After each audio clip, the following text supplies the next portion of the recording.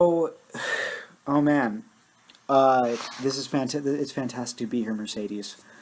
Same. Thanks so much for having me. No, absolutely, absolutely. So there was one thing that really stood out to me when I was, learning more about your guys' band, and What was that? that was actually how you and your sister, sorry, have been trained in multiple instruments from a very young age, and you've Mm-hmm. carried that to now.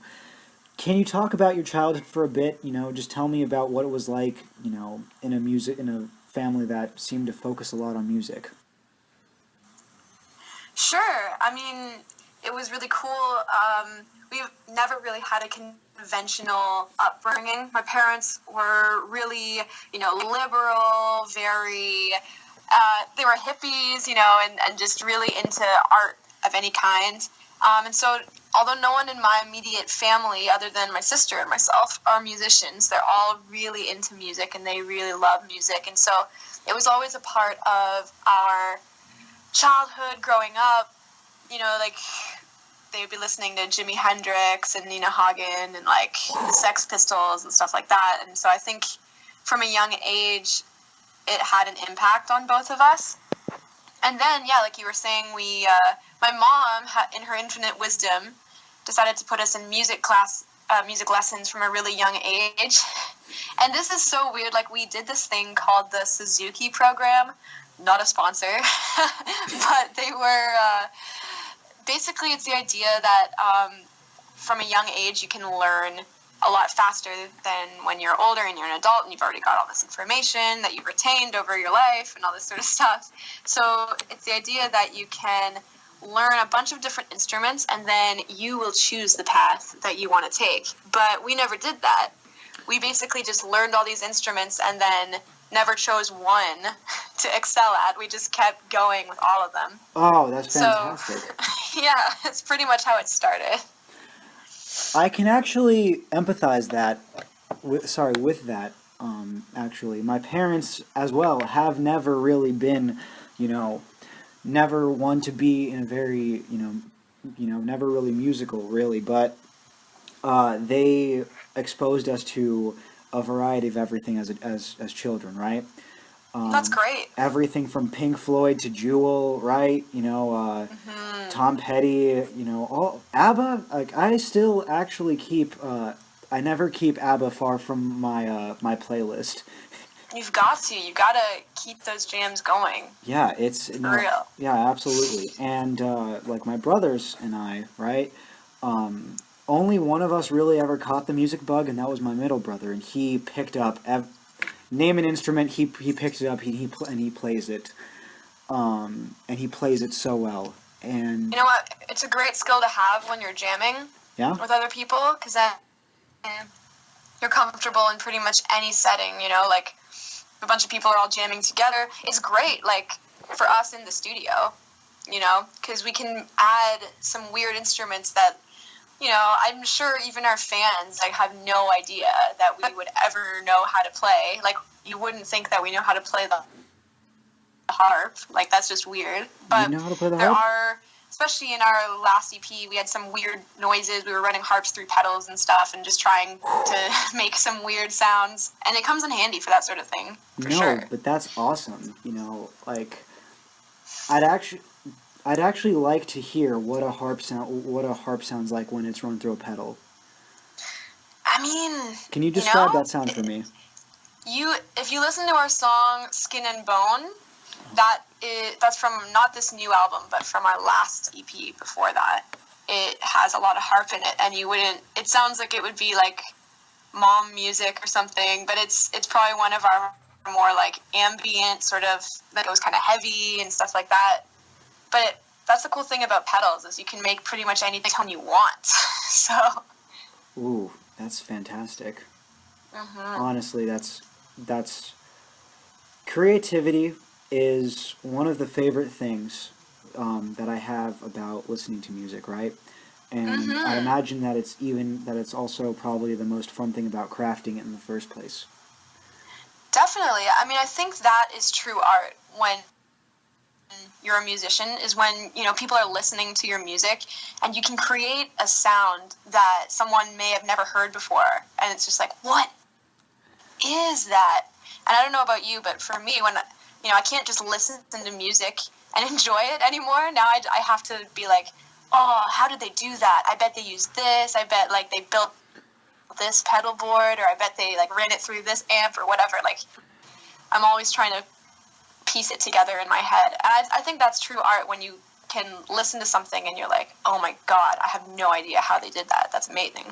Honestly, while I've never been able to go and, get to that point where I can tell about what gear is being used, for me, it's thinking about what it looks like when it's being put together.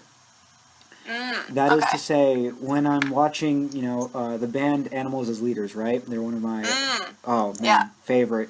The drummer, right? Listening to him weave these, complex guitar parts. Sorry, not the guitar. The drummer. Listening put together these drums and listening to the guitarist Tosin Abasi and Javier, string together these, complex melodies and rhythms on their guitars. I'm just thinking about what their fingers are doing, what their hands are doing, what they're counting, everything that's going on. And just thinking about how that translates out to visually. Yeah, I mean, that's one of the reasons why I love watching live music. And then, even almost more than that, how they have, like, live lounges, like BBC Live Lounge and stuff like that, where you can, they're not worried about being a rock star and, like, crazy lights and putting on a show. It's just about creating in a room, and I love that aspect of it. It almost feels like you're behind the scenes and they're filming, like, how they put all of that together. I think, you would probably enjoy that aspect of it too, and so would I, but for different reasons. I love it because I can see how they're making those sounds. I know what gear they're using, what pedals they're using, what techniques they're using. And then for you, you're literally seeing it as it's happening. I know, yeah. So that's cool. And that's the cool thing about art in general. It's not just music and, like, especially with this new record, we really wanted to take that to the next level. For us, it wasn't just about creating sounds and being like, well, we're musicians and we make music. Like, we really wanted it to be a visual, sensual sort of thing where it's like we try and combine all the senses in one, and tie it together to make something. And that's why we called the album Synesthesia, because we were just trying to get, like, as many different senses and feelings as we could into one package, I guess. Okay, all right. So now that's interesting. I'd actually like to go and talk about what led to the development of that record, yeah? Yeah, okay. So, as I understand it, you guys are based in Canada, Kitchener, like the towns of Kitchener and Waterloo. Yeah. It's like Kitchener and Waterloo. If you're not from here, it seems like it's two different cities, but it's, like, basically the same thing. So, like, Kitchener is, like, the downtown, and Waterloo is, like, the uptown. So Waterloo is, like, the fancy end of town, and Kitchener is, like, the slummy end of town. Huh, well, okay. Well, still, that tri-state area that it, sort of forms. Yes. My question is, how does a place like that lend itself to, songwriting influence?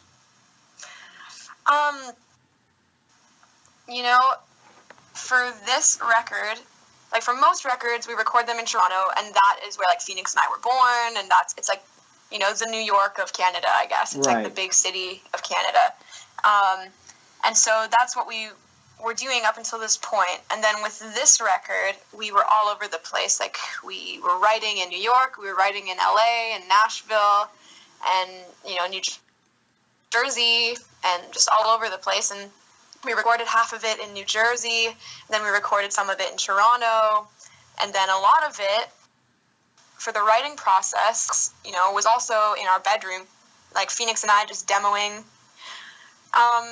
And so I like the kind of eclectic vibe that it has, because you know how when you're in a different city,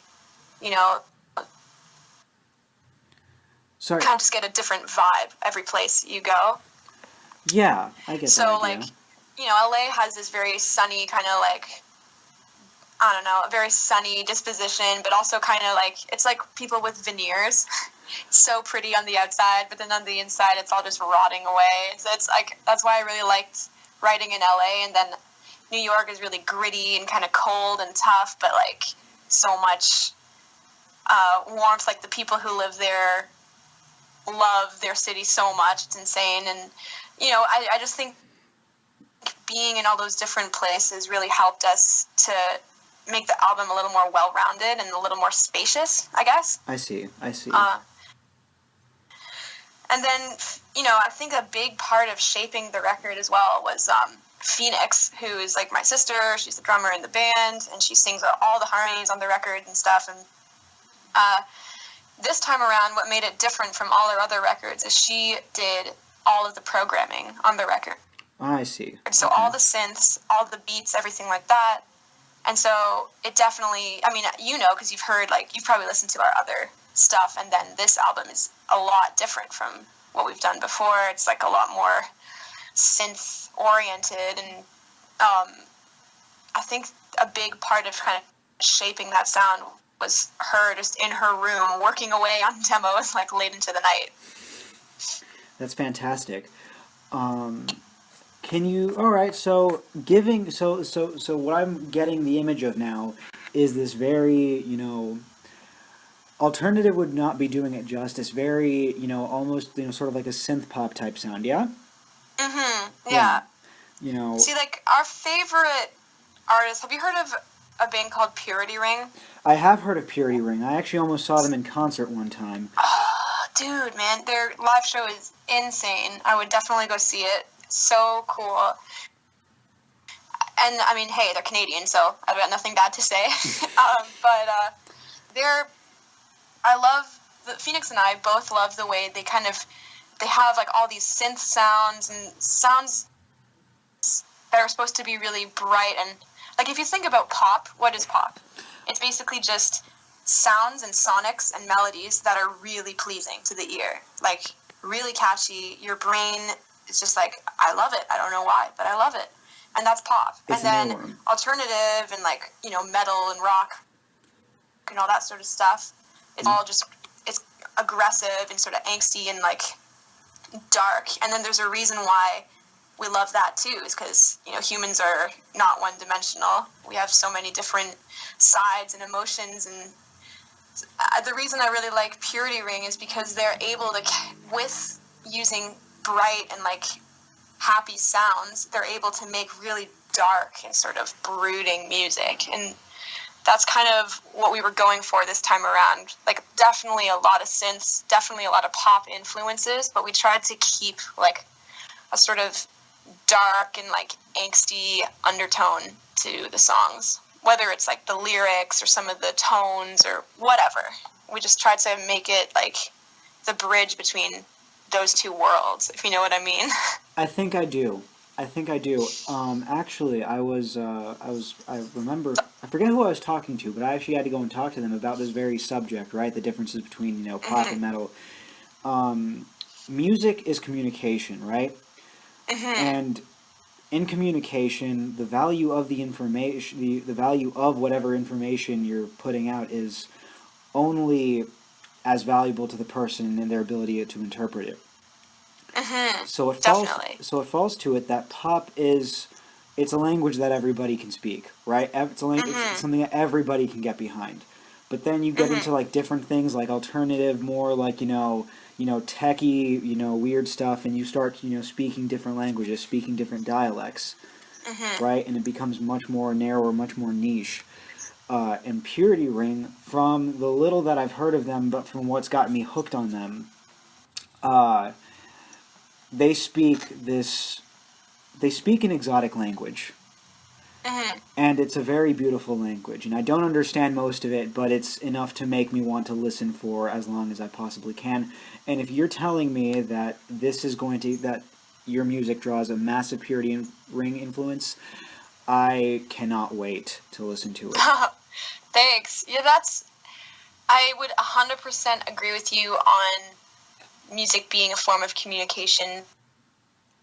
And that's why there's so many. It is like a language, you know. There's so many different dialects out there, and there's so many reasons why we like it. I mean, if you think about, everyone's taste is different, right? And you think about what is music? It's like sound waves that are certain frequencies, and we don't know why, but we really like it.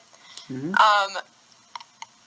And it's cool because it doesn't matter what language you speak. Everyone can, like, you know, even if I'm listening to like a French song or whatever, it's like I understand the main vibe behind it, even if I don't get the lyrics. And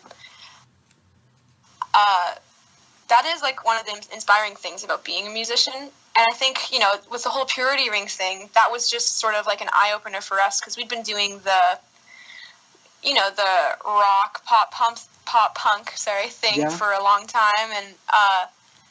And then, not that I don't like that, it seemed like after a while, it seemed like kind of we were like growing out of it. And, you know, now we're 23. When we first released our like first EP, we were like 16 or something. Yeah. And it was hard to sort of stay in that mindset and sort of stay in that creative box.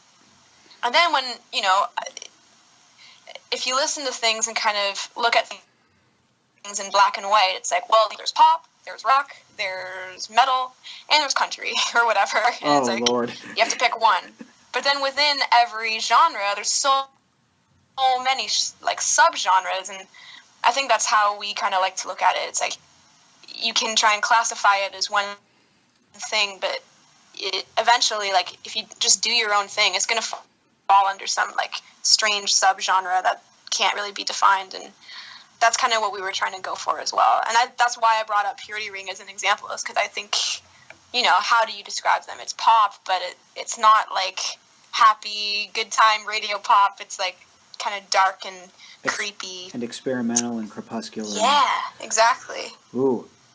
This actually brings to mind different artists like Marion Hill. Have you heard of them? Mm-hmm. Oh, man, I'm in love with them. Like, you know, like how it does, it treads the line between, you know, soul and hip hop and, you know, all these, you know, niche things that, oh man, and it feels like in some cases it becomes easy to flow along to, but then it becomes, you know, something dark, something sensual, something even sexy, and it's just,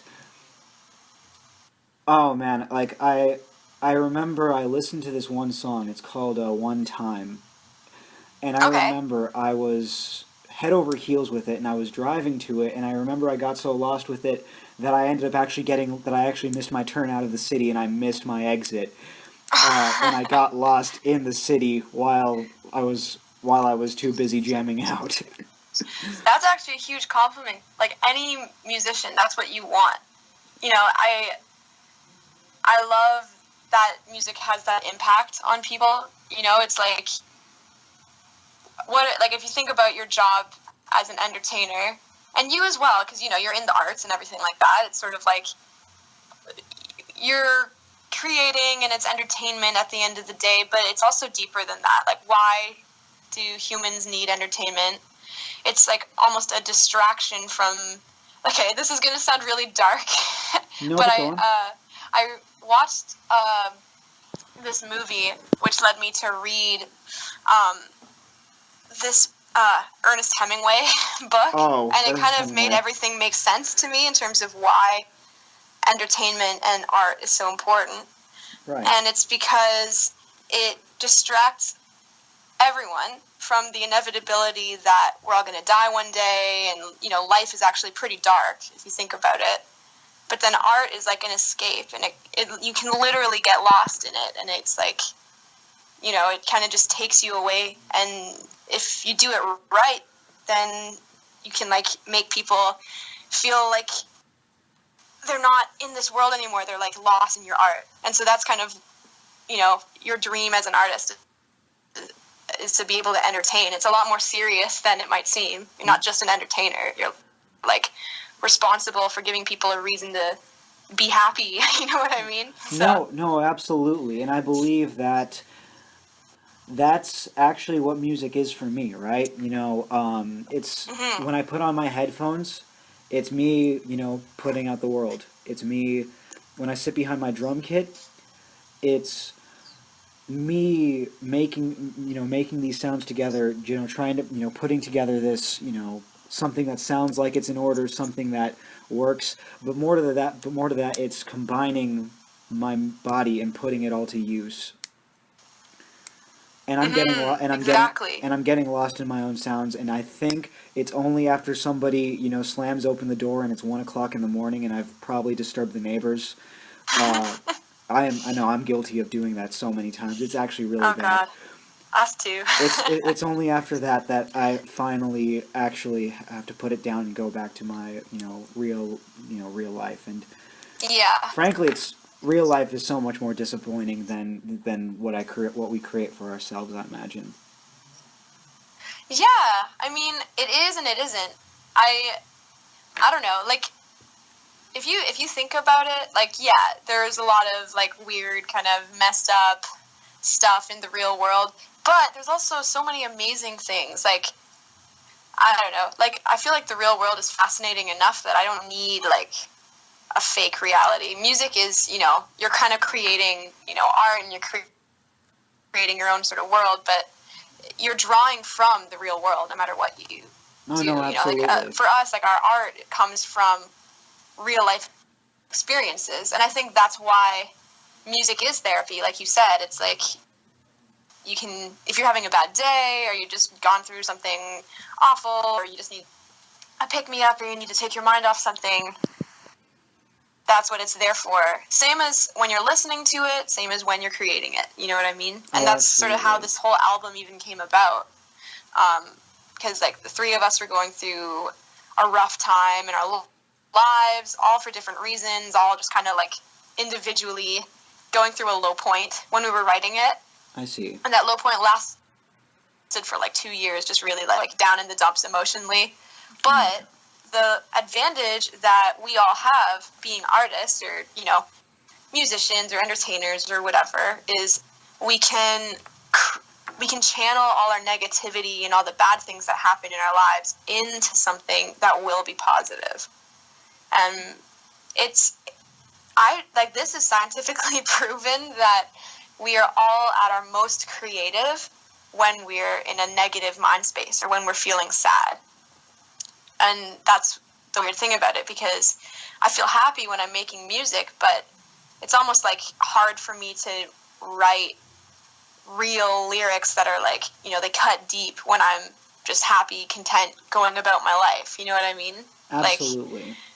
Like, when you're going through a rough time, those lyrics are so close to the surface already and just want to come out. And so, and that's why people are drawn to music that has lyrics like that, because they can relate and stuff like that. So yeah, sometimes being disappointed and sad, the real world, that can almost be a good thing for your creative process. Yeah, and you might also go as so far as to say that the happiness that which you speak, where you're not really able to go and put out everything as you want. Happiness is your equilibrium. It's your comfort zone, and one might go so far as to say the only way to really do something as violently brilliant as putting together an album, having that spark of creative lightning, something along the lines of Wollstonecraft, or who's your favorite? Tell me, who's your favorite musician of all time, Mercedes? Oh man, you're gonna drop that bomb on me. I'm gonna drop that bomb on you. I think that's the first. Also, I think that's the first time you've ever actually said A throughout this entire conversation. Oh man, I'm true to the stereotype. Yeah. You finally confirmed the Canadian stereotype. I hope you're proud. Like, I'm so proud.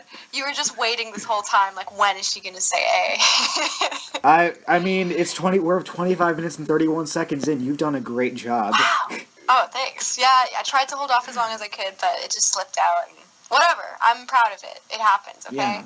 It's cool. No, you're good. You're good. Oh man, favorite?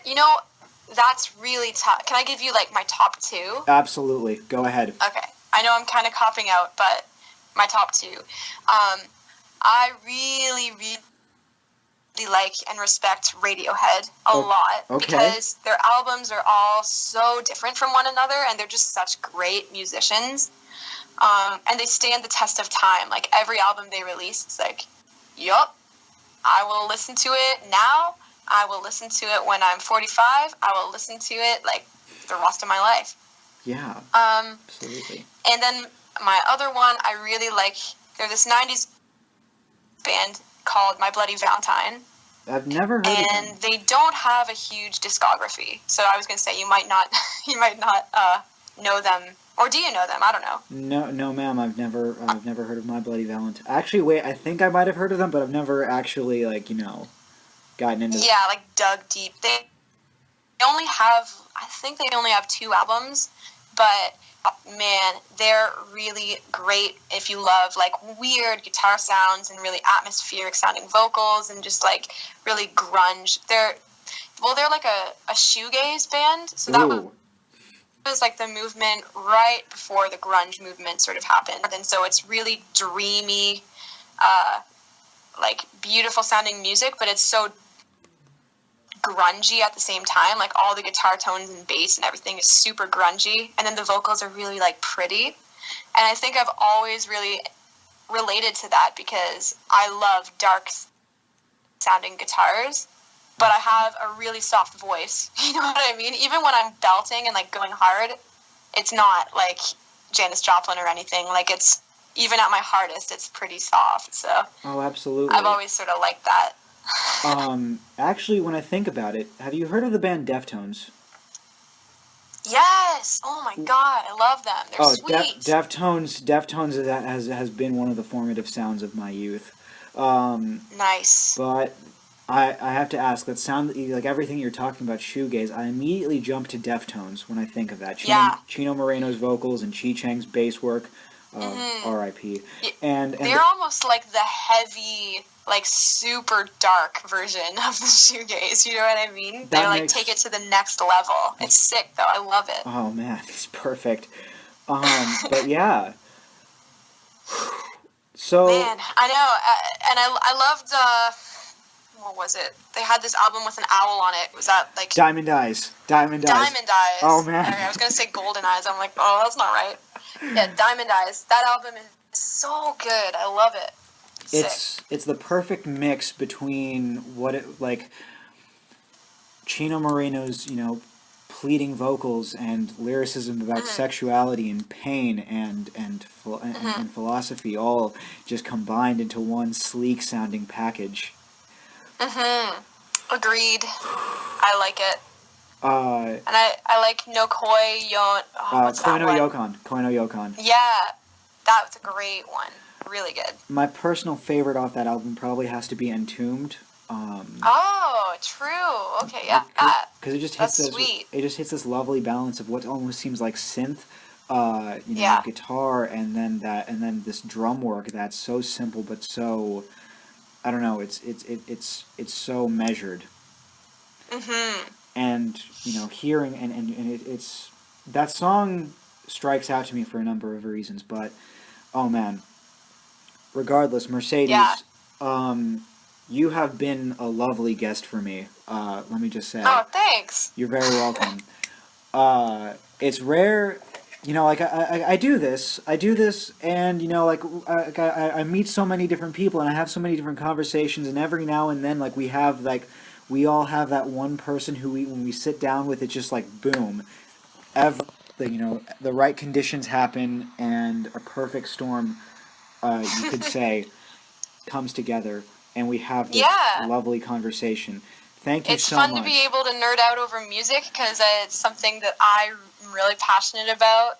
And when you said, before we started, you're like, just so you know, this really, conversational, I don't want it to seem like, I'm interviewing you. I was like, okay, got it, yup, and just went for it. So no, absolutely. It's cool to be able to nerd out over this sort of stuff. My friends aren't actually into this as much as I am. It's actually really bad. Yeah, well, it's okay. Sometimes you just have to, save it. I feel like I bore most of my friends when I talk about this stuff because I could just keep going. And they're like, okay, yeah, cool. We know. We get it. You're into music. It's cool. For my friends, it's more like, yeah, we get it. You like Deftones. Or we get it. You've been listening to Under Oath for, the past week on repeat. Yeah. Things like that. It's more or less an attempt to go and curve my behavior, but true. They'll never actually Don't succeed. change for anyone, man. Just do you. I'm gonna do me. I'm gonna fight the system. Stick it to the man. Don't let them change you. Absolutely. All right. And as we begin to close out, Mercedes, is there anything else that you want to plug to our listeners right now? First, I'd like to say thanks for having me. I hope you guys enjoyed this little chat. If you wouldn't mind checking out my band, we're called Courage, My Love. We just released a new album called Synesthesia. The single is Stereo. My favorite song is Need Someone or The Year I Disappeared. But really, I don't care. Just check out any of the songs. I'll be happy. It's on our website, ilovecouragemylove.com, or find us on Spotify, YouTube. You know how social media works. Just any social media, you will be able to find us. That's right. And yeah, thanks for having me. I had fun. Absolutely. I'm so glad you did. For anyone listening, as always, thank you for tuning in. You can find me on Twitter at Grand Theft Academia, GrandThftAcademia, and on Instagram at Pereira.k. Thank you guys so much for listening to this episode of Behind the Barricade. Mercedes, thank you so much. It was a pleasure talking to you. Likewise. You have a lovely afternoon ahead of you, and take care, yeah? Sounds good. You too. All right. Bye now. Peace.